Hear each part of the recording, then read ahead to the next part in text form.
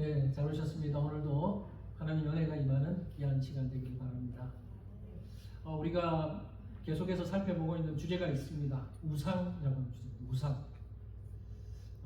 여러분에게 있어서 우상은 없는지 계속 몇 주간에 걸쳐서 살펴보는 이 설교 통해서 여러분을 잘 돌아보셨으면 좋겠어요. 오늘은 우상 중에 한 가지 어떤 우상에 대해서 살펴보려고 하냐면 사랑이 우상이 될 수 있다는 겁니다. 제가 오늘 설교 제목을 가장 달콤한 이름의 우상, 사랑 이렇게 붙였어요. 지난 시간에는 자녀가 우상이 될 수 있다라는 말씀을 함께 나눴는데 오늘은 남녀 간의 사랑, 이 사랑이 또 부모의 사랑도 있을 수 있겠죠. 이 사랑이 우상이 될 수 있다는 거죠. 오늘 본문은요 야곱의 이야기입니다. 아마 여러분 창세기를 많이 읽어보셔서 이 이야기를 읽어보셔서 잘 아실 거예요. 야곱의 이야기인데 야곱이 형 에서를 피해서 외삼촌의 집에 도망을 갑니다. 그 외삼촌의 집에서 이제 일을 하게 되는데 그때 일어난 이야기예요. 특별히 야곱이 외삼촌의 딸 라헬을 너무 사랑해서 일어난 이야기를 오늘 다루고 있는데 그 이야기를 여러분과 함께 좀 살펴보려고 합니다. 그래서 오늘 주제는 사랑과 우상의 연관성. 사랑과 우상이 연관이 있을까? 네, 연관이 있어요. 그래서 오늘 그 이야기를 하려고 합니다. 그럼 누군가에 대한 사랑이요 집착의 수준이 되면 그건 더 이상 사랑이 아니고 우상이 된다는 거예요. 누군가를 사랑하는 것 너무 좋은 거죠. 그러나 그것이 지나친 집착으로 변할 때 우상으로 변할 수 있다는 겁니다. 오늘 여러분은 혹시 이러지는 않은지 한번 돌아보는 마음으로 한번 오늘 본문을 보셨으면 좋겠습니다. 팀 켈러 목사님은 자신의 사역 초기에 만났던 셀리라는 자매에 대한 이야기를 들려줍니다. 셀리는 너무너무 얼굴도 이쁘고 아름다운 여인이었어요. 자신의 외모가 너무 아름다웠지만 결국에는 자신의 외모 때문에 불행하게 된 여인이었습니다. 셀리는 어렸을 때부터 자신의 아름다운 외모가 남자들에게 얼마나 큰 영향력을 끼치는지를 알았고 그 자신의 외모를 다른 사람들의 마음을 끌어당기는 도구로 사용을 합니다. 그러나 그 아름다운 외모가 결국에는 자신을 망가뜨리는 도구가 되어버렸어요. 어떻게 해요? 자신을 사랑해주는 남자가 없으면 무기력해졌어요. 존재감이 사라지는 것을 느낍니다. 계속해서 누군가 자신을 사랑해주는 남자가 있어야 삶의 의미를 찾았다는 거죠. 그래서 누군가 옆에 남자가 없으면 외로워서 견딜 수가 없었고 혼자서는 지낼 수 없는 그런 지경에 이르고 말았습니다. 그 결과 그녀는 자신을 학대하는 남자들에게까지 관계를 맺는 그렇게 삶이 완전히 망가지는 삶을 살아가게 됩니다. 이 이야기는 이 셀리라는 여자가 팀 켈러 목사님을 찾아와서 자신의 이야기를 하면서 드러내게 된 건데 이 팀 켈러 목사님이 자신의 책에서 이 셀리의 이야기를 들려주는 거예요. 여러분 지금까지 우리가 우상이라는 주제를 이야기할 때마다 공통적으로 하는 메시지가 있어요. 우상과 관련해서 앞으로도 이 이야기를 계속할 수 있는데 우상과 관련해서 공통적인 메시지가 뭐냐면 아무리 좋은 것이라 하더라도 그 좋은 것이 지나친 집착의 대상이 되면 우상이 될 수 있다는 거예요. 앞으로도 꼭 기억하십시오. 셀리의 경우에 사랑이 바로 지나친 집착의 대상이 되어서 그 사랑이 우상이 되어버린 경우입니다. 무언가가 우상이 된다는 것은 그것의 노예가 된다는 거예요. 그것의 지배를 받는다는 것을 의미합니다. 그러니까 셀리는 결국 사랑의 노예가 되어버린 것이죠. 팀 켈러 목사님은 셀리가 남자들에게 그렇게 집착했던 이유를 밝힙니다. 이렇게 이야기를 합니다. 하나님만이 줄 수 있는 깊은 확신과 인정을 남자에게서 받으려고 했기 때문이다. 그 결과 셀리는 사랑의 노예가 되고 말았다. 이렇게 말합니다. 하나님만이 줄 수 있는 확신과 인정, 하나님께서만 줄 수 있는데 이걸 남자에게서, 다른 남자에게서 받으려고 했기 때문에 이런 지경에 이르고 말았던, 사랑의 노예가 되고 말았다는 겁니다. 성경에서 사랑에 대한 갈망 때문에 사랑의 노예가 된 사람들이 여럿 나오는데 그 중에 가장 대표적인 인물이 오늘 본문에 나오는 야곱이에요. 저는 이 야곱에 대한 이야기를 좀 하려고 합니다. 여러분, 오늘 본문은 앞서 이야기한 것처럼 야곱이 형 에서, 쌍둥이 형 에서의 축복을 가르친 것 때문에 형이 야곱을 죽이려고 하자 형을 피해서 외삼촌의 집으로 도피했을 때 일어난 사건입니다. 이 야곱은 외삼촌의 집에서 양을 치는 일을 이제 하게 되는데요. 라반이 야곱에게 한 가지 제안을 합니다. 오늘 보면 15절인데 읽지는 않겠지만 어떤 제안을 하냐면, 야곱아, 너가 우리 집에서 일을 하지만 그냥 네가 내 조카라고 그래서 그냥 공짜로 그냥 일할 수 없으니까 내가 너에게 일하는 대가로 얼마를 줬으면 좋겠냐, 품삯을 얼마나 받고 싶으냐 라고 외삼촌 라반이 야곱에게 제안을 했어. 너 얼마 받고 싶어? 우리 집에서 일하면 그냥 일할 수 없잖아. 내가 얼마를 쳐주면 좋겠냐. 이렇게 제안을 한 거죠. 야곱이 그 제안에 대해서 뭐라고 대답합니까? 오늘 보면 18절에 야곱의 대답이 나와요. 한번 보세요. 18절에 이렇게 대답합니다. 야곱이 라헬을 더 사랑함으로 대답하되 내가 외삼촌의 작은 딸 라헬을 위하여 외삼촌에게 7년을 섬기리이다. 무슨 말인지 아시겠죠? 외삼촌의 딸 라헬을 제가 너무너무 사랑하니까 외삼촌의 그 딸 라헬을 저에게 아내로 주시면 제가 다른 거 필요 없어요. 그냥 그 조건으로 7년 동안 외삼촌 위해서 열심히 일하겠습니다. 이렇게 이야기를 한 거예요. 여러분, 라반에게는 딸이 2명이 있었어요. 오늘 16절에 2명의 딸이 있었다고 말하고 17, 그 이름이 뭐냐면 언니의 이름은 레아, 동생의 이름은 라헬이에요. 이 2명의 딸이 있었는데 그 다음 구절인 17절에는 이 2 딸에 대해서 설명을 해요. 뭐라고요?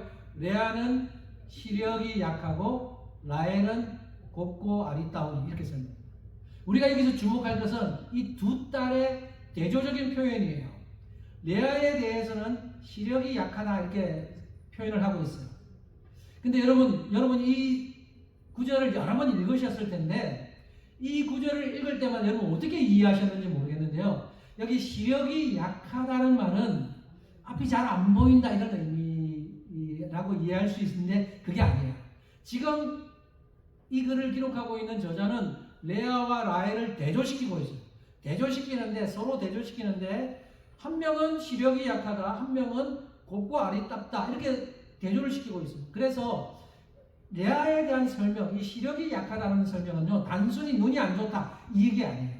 만약에 시력에 어떤 사람은 눈이 잘 보인다, 어떤 사람은 눈이 잘 안 보인다, 이걸 비교하고 싶었다면 레아는 시력이 약해서 잘 안 보이고 라헬은 시력이 좋아서 잘 봤더라 이렇게 표현해야 될 텐데 그렇게 대조하지 않아요.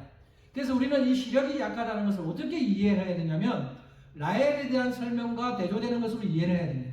라헬에 대해서 곱고 아리따다라고 설명해 놓은 것과 대조적인 의미라는 거예요. 그러니까 레아는 시력이 약하다는 표현은 무슨 의미냐면 레아는 뭔가 눈에 이상이 있어서 눈 때문에 인상이 안 좋은 그래서 어떤 사팔뜨기거나 아니면 이 눈으로 말미암아 레아가 보기에 좀 흉한 그런 모습이었다라는 것을 이야기하는 거예요. 그래서 야곱이 바라봤을 때 2 딸을 봤는데 누가 훨씬 사랑스러워요? 라헬이 사랑스러운 거죠.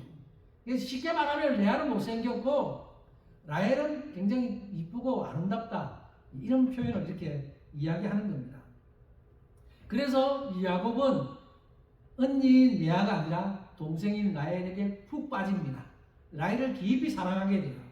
근데 라헬과 결혼할 수만 있다면 제가 외삼촌을 위해서 아무 대가 없이 7년 동안 섬기겠습니다. 이렇게 대답을 하는 겁니다. 버클리 대학의 로버트 올트 교수는 야곱이 라헬을 얼마나 사랑했는지, 야곱이 라헬에게 얼마나 깊이 빠졌는지를 오늘 본문에서 2가지를 지적을 합니다. 자, 첫 번째, 7년을 며칠같이 여겼다. 20절 보시면 이렇게 말해요. 20절 하반절에 그를 사랑하는 까닭에, 그가 라헬이죠. 라헬을 사랑하는 까닭에 7년을 며칠같이 여겼더라. 여러분 외삼촌을 위해서 아무 대가 없이 7년 동안 일한다. 이게 쉬운 일 아니잖아요. 그죠? 근데 7년이 마치 며칠처럼 여겨졌대. 왜요? 라헬을 너무너무 사랑해서. 내가 7년이라면 라헬을 내 아내로 삼을 수 있기 때문에 7년이 그렇게 금방 지나간 것을 여겼다는 거예요. 그래서 이 표현을 통해서 야곱이 라헬을 얼마나 깊이 사랑했는지를 보여준다고 말합니다. 자, 두 번째, 라헬을 요구할 때 지나치게 직설적이고 성적인 표현을 사용했다는 점을 지적합니다. 21절인데요. 21절에 이렇게 말씀합니다. 야곱이 라반에게 이르되 내 기한이 찼으니 내 아내를 내게 주소서 내가 그에게 들어가겠나이다. 근데 7년이 지났어요. 7년이 지나서 야곱이 외삼촌 라반에게 요구합니다. 자, 외삼촌 7년이 지났어요. 다 찼어요. 이제 제 아내를 저에게 주세요. 근데 표현을 어떻게 했어요? 여기 보면 내 아내를 내게 주소서. 이미 벌써 내 아내라고 표현을 하고 있죠. 그 다음에 내가 그에게 들어가겠나이다. 여기 들어가겠나이다 라는 이 들어간다라는 표현의 히브리어 보라고 하는 단어는 동침하다, 성관계를 맺다 이런 뜻이에요. 그러니까 여러분 야곱이 지금 외삼촌에게 하는 말, 지금은 외삼촌이지만 좀 있으면 장인이 될 사람인데 이렇게 표현하는 것은 좀 직설적이죠. 그죠? 이렇게 표현하는 걸 통해서 지금 야곱이 지금 애가 탄다는 거죠. 얼마나 라헬을 사랑하고 있는지, 야곱이 라헬에게 얼마나 깊이 빠져 있는지를 보여주고 있다는 겁니다. 이것을 통해서 지금 야곱의 심리 상태를 표현해줘요. 지금 라헬에게 푹 빠져버린, 다른 게 보이지 않는 거죠. 오직 라헬만 보입니다. 여러분 이런 거 경험해 보셨어요? 어떤 남자 때문에, 어떤 여자 때문에 다른 거 안 보여요. 이 남자만 얻을 수 있다면, 이 여자만 얻을 수 있다면 아무 문제 없다. 이런 지금 그 심정에 빠진 게 야곱이. 그럼 여러분 야곱이 왜 지금 이렇게 이 지경에 이르렀을까요? 이 한편으로는 지금 야곱이 라헬을 너무너무 사랑하고 깊이 빠져 있음을 보여주는 그런 증거이기도 하지만 다른 한편으로 보면요, 야곱의 삶이 그만큼 공허했다는 것을 보여주는 또 하나의 증거가 됩니다. 야곱이 그만큼 공허했대. 야곱은 어떤 삶을 살았어요? 야곱은 쌍둥이 동생으로 태어났죠. 근데 아버지로부터 사랑을 많이 못 받아요. 이삭이 누구를 더 사랑합니까? 형 에서를 더 많이 사랑합니다. 근데 야곱은 다행스럽게 어머니로부터 사랑을 받았어요. 어머니로부터 사랑을 받았지만 지금 어머니에게서 같이 있지 못하고 떨어져 나오게 됐어요. 형 에서 때문에, 형 에서가 자기를 죽이려고 하니까 그 축복을 가르친 것 때문에. 그래서 지금 사랑하는 어머니로부터 이별을 했어요. 그리고 하나님으로부터도 큰 사랑을 못 받고 있다고 야곱은 느끼며 살았어요. 그러니까 야곱의 마음은 너무 공허한 거예요. 지금 그 외삼촌 집에 도망쳐서 외삼촌 집에 살고 있는데 너무 공허한데 딱 보는 순간, 라헬을 보는 순간 그 아름다움이 깊이 빠져서 이 여자면 되겠다라고 생각하는 거예요. 그래서 야곱이 그렇게 공허함을 달래기 위해서 저 라헬만 얻을 수 있다면, 라헬만 내 아내로 삼을 수 있다면 나는 모든 삶이 행복해질 거야. 다 제자리를 회복할 거야. 이렇게 생각하는 겁니다. 여러분, 그래서 야곱은 라헬을 통해서 자신의 삶의 의미를 찾으려고 했고 라헬을 통해서 행복을, 참된 행복을 찾으려고 한 거예요. 사실 이게 문제가 되기 시작하는 겁니다. 어니스트 베커라고 하는 분은 사람들이 신에 대한 믿음을 잃어버리고 하나님에 대한 믿음을 잃어버리고 신의 사랑을 느끼지 못할 때 다른 방법으로 그 사랑을 찾으려고 한다고 하는데 그게 그 중에 하나가 바로 종말론적인 사랑이라고 불리는데 이 종말론적인 사랑을 이렇게 설명을 하고 있어요. 제가 자막을 좀 보겠습니다. 이전에 하나님을 믿음으로써 얻었던 의미와 초월성을 성과 사랑을 통해서 얻으려 하는 것. 이게 팀 켈러가 이야기하는 종말론적인 사랑입니다. 사람들은 하나님에게서 사랑을 찾아야 되는데 하나님으로부터 사랑을 얻지 못한다라고 느낄 때 자꾸 다른 데 관심을 가지고 다른 데로 눈을 돌리기 시작하는데 그 중에서 성적으로 또 어떤 이성적인 사랑을 통해서 그것을 얻으려고 하는 것을 종말론적인 사랑이라고 표현을 하고 있습니다. 그래서 베커는 이렇게 이야기해요. 베커 이야기를 제가 한번 인용해 본다면 들어보십시오. 인간은 여전히 영웅이 되고 싶고 좀 더 큰 틀에서 자기 인생이 중요한 위치를 차지하기를 바랐다. 여전히 뭔가 더 고귀한 의미와 신뢰를 갈구했다. 더 이상 하나님을 섬기지 않는데 어떻게 그것을 얻을까? 제일 먼저 머릿속에 떠오른 방법은 낭만적 해결책이었다. 그리하여 인간은 자신의 내밀한 본성이 갈구하는 자아 찬양을 연인에게서 찾아오려 했다. 연인은 그 안에서 삶을 완성시키게 될 거룩한 이상이 되며 모든 영적인 욕구와 도덕적 욕구가 한 개인에게 집중되는 것이다. 한마디로 사랑하는 대상, 연인이 하나님이 되어버리는 것이다. 말이 좀 어려울지 모르지만 쉽게 말하면 하나님으로부터 사랑을 얻지 못한다고 생각할 때 어디로 흘러간다고요? 다른 연인에게서 그것을 찾으려고 한다는 겁니다. 사랑하는 대상이 바로 하나님이 되어버리는 경우라는 것이죠. 야곱이 바로 그랬어요. 야곱은 라헬이라고 하는 이 여인을 통해서 자신의 모든 욕구를 채우려고 했습니다. 그러므로 야곱에게 있어서 라헬은 이미 짝퉁하는 참된 하나님이 아니고 거짓 하나님이 되어 있는 거예요. 우리에게 이 사건은 중요한 교훈을 줍니다. 어떤 교훈이요? 인생의 모든 문제 해결자, 인생의 욕구를 채워줄 수 있는 유일한 분이 누구예요? 맞아요? 말은 잘하죠. 하나님 맞죠? 인생의 참된 해결자, 우리의 인생의 욕구를 채워줄 수 있는 분은 하나님이신데, 근데 말은 그렇게 하지만 사랑하는 연인으로, 사랑하는 어떤 대상으로 그 자리를 채우려고 한다면 그 연인이, 그 사랑하는 대상이 바로 하나님이 된다는 거예요. 오늘 본문은 우리에게 이 교훈을 줍니다. 그러므로 우리는 우리 자신을 잘 돌아봐야 돼요. 나는 혹시나 사랑하는 대상이 하나님의 자리를 차지하고 있지 않은지 돌아보셔야 합니다. 오늘 본문으로 좀 돌아와서 야곱 이야기를 좀 더 보겠습니다. 본문에는 야곱과 삼촌 라반과의 밀고 당기는 그런 갈등이 오늘 본문에 나옵니다. 여러분, 라반은 어떤 사람이에요? 외삼촌 라반? 겉으로 보면 좀 나이스해 보이고 괜찮은 사람처럼 보여요. 왜냐하면 조카야, 너 우리 집에서 일하는데 그냥 공짜로 먹고 그냥 공짜로 이렇게 일할 수는 없잖아. 그러니까 내가 너에게 얼마를 주면 좋겠냐, 네 일하는 대가로 얼마를 주면 좋겠냐, 이렇게 제안하는 걸 보니까 좀 괜찮은 사람처럼 보이는데 사실은요, 교묘히 이 자신의 이윤을 챙기는 부류의 사람이 바로 라반이에요. 라반도 굉장히 좀 약삭빠른 사람입니다. 앞서 언급했던 저는 야곱은 삼촌에게 다 필요 없어요, 라헬만 주시면 7년 동안 섬길게요, 이렇게 말했을 때 원래 라반이요, 진짜 괜찮은 사람이 어떻게 나와야 됩니까? 라반이, 외삼촌 라반이 양심이 있는 사람이면 조카야, 7년은 너무 길다, 7년 동안 그렇게 할 필요 없어, 1년만 해도 돼. 왜냐하면 1년이라는 게 뭐냐면요, 여자를 아내로 데리고 올 때 값을 지불하는데, 보통 그 당시에 통상적인 것은 아내를 데려올 때 값을 지불할 때 1년 동안 일할 수 있는 값 정도를 지불했어요. 이게 통상적이에요. 그러면 라반도, 그러니까 너도 1년만 나를 위해서 일해라, 그러면 되는데 그냥 묵인해버리잖아요. 삼촌 7년 일할게 하니까 그냥 모른 척하고 넘어가버려요. 그러니까 굉장히 좋은 사람처럼 보이지만 교묘히 자신의 이윤을 챙기는 사람이 바로 라반이에요. 그리고 이 야곱이 자기의 딸에게 깊이 빠져있다는 그 심리를 이용해서 좀 더 이용해 먹습니다. 그래서 오늘 본문 19절에는 라반의 대답이 나와요. 이렇게 대답합니다. 라반이 이르되 그는 라헬이에요. 라헬을 너에게 주는 것이 타인에게 주는 것보다 나으니 나와 함께 있으라, 이렇게 말합니다.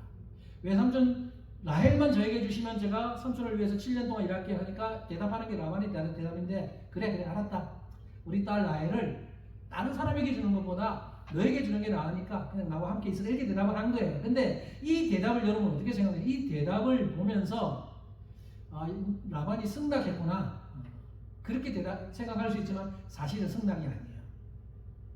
원래 어떻게 대답해요? 그래 알았다, 7년 후에 내 딸 라헬을 바로 줄게, 이렇게 해도 부족할 뻔해 애매모호하게 지금 대답을 하는 거예요. 이게 애매모호한 대답이고 라반의 꼼수가 있었다는 것을 7년 후에 우리는 알 수 있어요. 자, 7년이 지났어요. 7년 후에 라반의 꼼수가 속셈이 드러납니다. 7년이 지났을 때 라반은 전통을 따라서 결혼 축하회를 열었어요. 결혼 축하회를 열고 막 잔치를 벌입니다.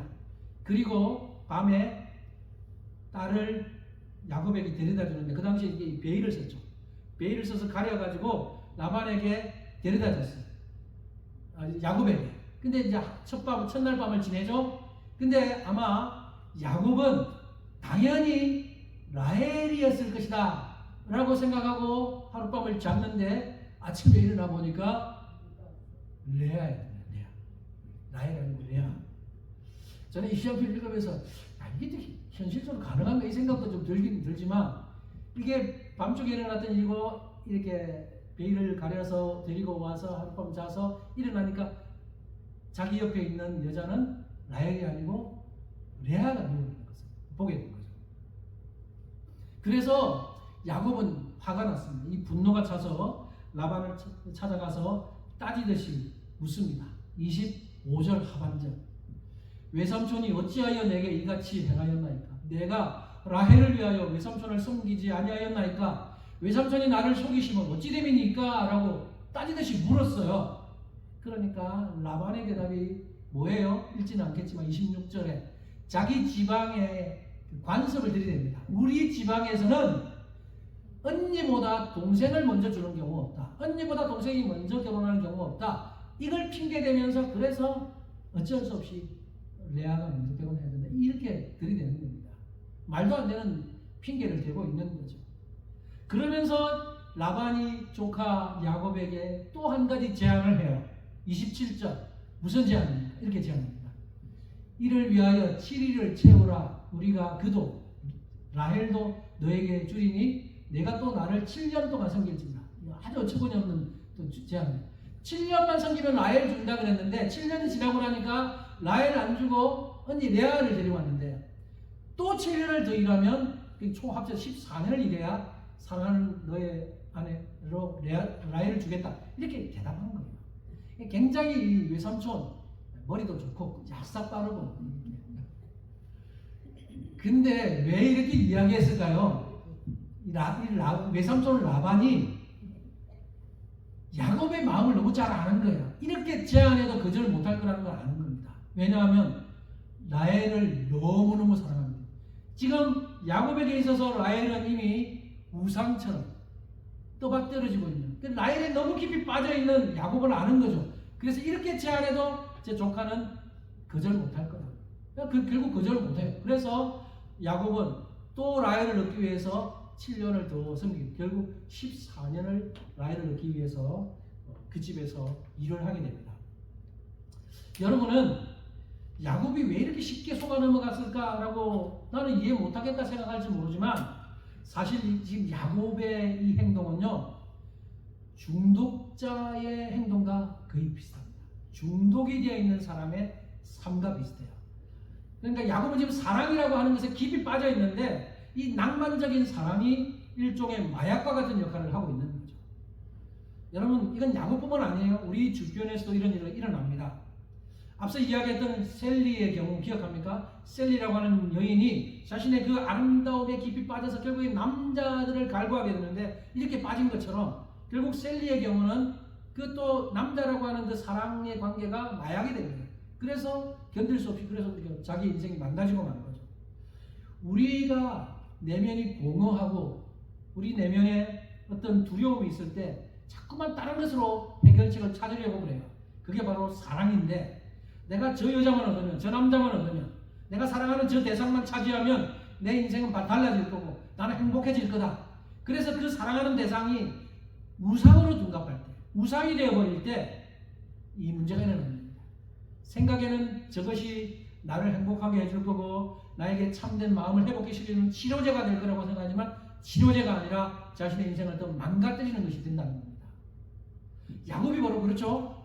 야곱에게 있어서 라헬만 얻으면 내 삶이 행복해지고 라헬만 얻으면 내 삶의 의미가 달라질 거고, 그렇게 생각하면서 라헬만 바라보고 살았어요.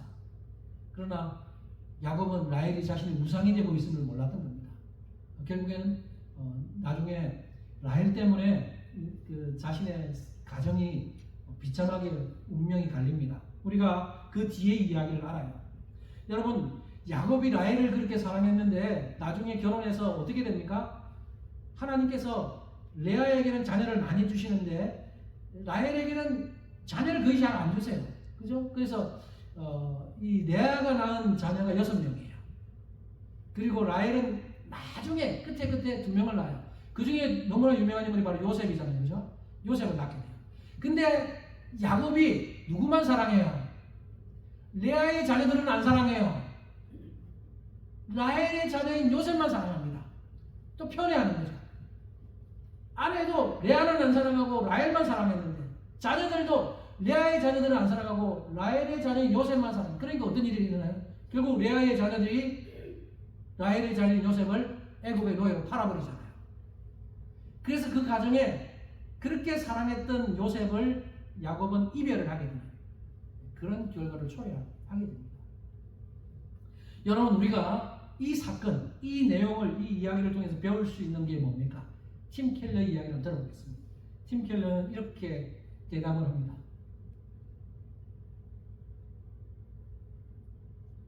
우리는 본문의 이야기를 통해서 우주적 실망이라는 기본음이 모든 인생을 관통하여 흐르고 있다는 것을 배웁니다. 팀 켈러 무슨 말일까요? 여러분, 제가 빨간 표시로 우주적 실망, 이 우주적 실망이 뭘까요? 이 이야기를 통해서 우리는 우주적 실망이라는 것이 모든 인생을 관통해서 흐르고 있다는 것을 배운다는 거예요. 이게 무슨 말이냐 하면, 이 지금 팀 켈러는 우주적 실망이라고 표현했는데, 이게 뭐냐면 오늘 보면 25절에, 그죠? 25절 하반절에, 상반절에 야곱이 아침에 보니 레아라, 이 표현을 우주적 실망이라고 표현하고 있어요. 무슨 말인지 이해되십니까? 야곱이 7년 동안 기다려왔던 라헬이 오늘 밤에 이제 드디어 라헬이 내 아내가 되는구나 라고 하고 하룻밤을 자고 아침에 일어나서 딱 봤는데 라헬이 아니고 레아예요. 이걸 팀 켈러는 우주적 실망이라고 표현합니다. 저는요, 이 레아에게는 좀 미안하고, 레아도 좀 이 말을 들으면 굉장히 기분 안 좋을 수 있는데, 이 우주적 실망이란 이런 거예요. 우리가 인생을 살면서 무엇을 바라고 어디에 소망을 두고 살든지 그것을 우상으로 여기는 순간 우리는 아침에 눈을 떠보면 라헬이 아니라 레아가 있는 것을 발견하게 될 것이다 라는 거예요. 이게 바로 우주적 실망의 의미입니다. 그것이 무엇이냐, 내가 어디에 어느 대상에 그걸 위해서 7년을 일하든 70년을 뼈 빠지게 일하든 상관없이 내가 바라보고 내가 사모하고 그것에 집착했던 것이 우상이 되어 있다면, 내가 아침에 일어나면 나에게 있는 것은 레아밖에 없다는 거예요. 그걸 얻을 수 없다는 거예요. 하나님은 허용하시지 않는다는 겁니다. 라헬을 손에 움켜쥐었다고 생각했는데 손을 쫙 펴보니까 라헬이 아니라 레아밖에 얻지 못한다는 거예요. 왜요? 하나님 주시지 않아요. 그것이 우상이 되어 있으면. 팀 켈러가 이렇게 말합니다. 팀 켈러의 말을 한번 들어보십시오. 당신이 야곱처럼 결혼하고 당신의 가장 내밀한 모든 희망과 열망을 배우자에게 건다면 그 배우자는 당신의 기대감에 짓눌려 파멸할 것이다.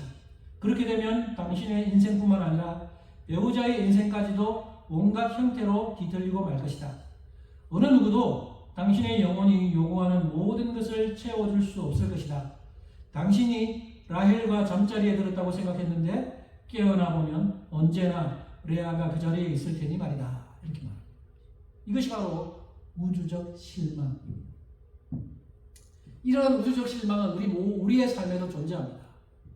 하나님이 아닌 다른 무언가의 희망을 걸고 살면 그 무언가가 반드시 우리에게 실망을 안겨다 줄 거예요. 우리는 하나님만을 기대하면서 하나님께 소망을 두고 살아야 되는데, 하나님이 아닌 다른 것에 소망을 두고 살면 그것이 결국 우리에게 실망을 안겨다 주는데요, 그 소망을 두고 있는 것에 대한 기대감이 크면 클수록 실망도 더 커져요. 근데 기대하고 있는 그것이 우상의 자리까지, 하나님의 자리까지 올라가 버리면 그것은 우리에게 우주적 실망을 안겨다 준다는 겁니다. 여러분, 이 말씀을 좀 잘 이해하셨으면 좋겠어요. 그러므로 우리는 이러한 우주적 실망의 실체를 알고 어떤 것도 하나님의 자리에 있어서는 안 돼요. 여러분이 하나님의 자리에 두는 순간 그것이 여러분에게 실망을 가져다 줄 거예요. 하나님 허용하지 않기 때문입니다. 여러분, 이런 우주적 실망 경험해 보셨어요? 우주적 실망.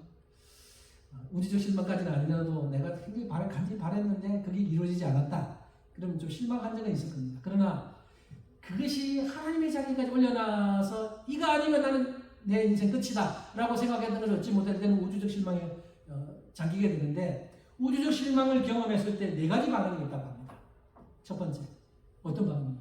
실망을 안겨다 준 대상을 탓하면서 더 나은 대상을 찾아 나섭니다. 이런 부류가 있다는 거죠.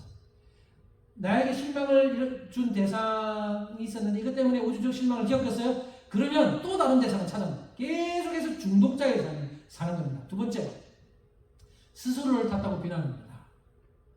자기를 탓하는, 자기 학대를 하는 거죠. 난 실패자야. 다른 사람들은 모두 행복해 보이는데 난 이렇게 형편없는 거지. 뭔가 나에게 문제가 있어 하면서 자기를 탓하는 거예요. 이런 부류가 있다는 거죠. 세 번째, 온 세상을 탓합니다. 자기를 탓하는 게 두 번째라면 이제 다른 사람을 탓하고 온 세상을 탓하는 거예요. 이게 다 이거 남자들 때문에, 여자들 때문에 이렇게 하면서 온 세상을 탓하는 겁니다. 네 번째, 하나님을 자기 인생의 중심에 두는 겁니다. 그럼 정답은 우리는 몇 번 돼야 돼요? 4번. 네. 제가 어려운 질문한 거 아니잖아요. 네, 4번 돼야 돼요. 우주적 실망에서 벗어날 수 있는 비결은 네 번째 부류처럼 하나님을 인생의 중심에 두는 겁니다. 그것 때문에 한번 실망했지만 이제 알겠습니다. 하나님, 내가 이제는 하나님이 내 인생의 중심에 두고 하나님이 전부라는 걸 알겠습니다. 이렇게 가야 정상인데 이렇게 두지 않으면 첫 번째 부류처럼 또 다른 대상을 찾아서 중독자의 삶을 되고 두 번째 대상처럼 자기를 탓하고 세 번째 대상은 온 세상을 탓하는 그런 삶을 계속 살게 되는 거예요. 그렇게 되면 안 되고 우리는 한번 그런 실망을 할 수 있어요. 우리도 실수해서 잘못해서 어딘가 뭔가에 사랑에 집착하다가 그것 때문에 실망할 수 있어요. 그러면 이게 아니구나. 하나님이 우리의 정답이구나 라고 말하면서 인생의 중심에 하나님을 두는 것으로 바뀌어요. 그 네 번째 부류가 바람직한 것이고 이런 삶을 우리 모두가 살아갔으면 좋겠습니다. 이제 말씀을 마무리하겠습니다. 자, 우리는 오늘 본문에서 사랑, 가장 달콤한 용어 중에 하나가 사랑인데 그 사랑이 우상이 될 수 있다는 사실을 함께 좀 살펴봤습니다. 우리에게 사랑하는 라헬들이 있습니다. 저에게도 제 아내와 우리 두 아들, 저에게 있어서 사랑하는 라헬들이에요. 여러분에도 라헬들이 있을 거예요. 그런데 문제는 그 라헬들이, 내가 사랑하는 그 라헬이 내 인생을 좌지우지하고 내 인생 자체가 되도록 방치하면 안 돼요. 그러면 문제가 생깁니다. 사랑하는 라헬이 있는 건 당연하고 있어야 돼요. 그죠? 제 아내 너무 사랑하고, 우리 두 아들 사랑하고, 여러분들 사랑해요. 그러나 이 라헬들이 내 인생을 좌지우지하게 해서는 안 돼요. 무슨 말인지 아시겠죠? 여러분에게도 있을 거예요. 배우자, 자녀, 또는 가족, 또는 다른 대상, 여러분의 사랑하는 라헬들이 있습니다. 여러분이 정말로 그 라헬을 사랑한다면, 평생 그 라헬과 좋은 관계를 맺고 살기를 원하신다면, 그 라헬을 적정선에서 사랑해요. 하나님보다 더 사랑하면 안 돼요. 그래야 평생 그 라헬들과 좋은 관계를 유지할 수 있습니다. 여러분의 중심에 무엇을 모셔야 합니까? 바로 누구를? 하나님을 모시고 살아요. 그래야 인생이 굴곡이 없고 하나님께서 주시는 평탄한 형통한 삶을 누릴 수 있다는 사실을 기억하면서 자, 오늘 말씀을 마칠게요. 오늘 우리는 사랑이라는 우상 여러분에게도 있을 수 있습니다. 저에게도 있을 수 있고요. 그래서 오늘 이 말씀을 잘 새기면서 하나님을 우리의 마음의 중심에 두고 하나님이 우선이고 그래서 다른 것들과의 관계도 틀어지지 않고 참된 의미와 행복을 누리는 우리 모든 성도들 되시기를 주님의 이름으로 축복합니다.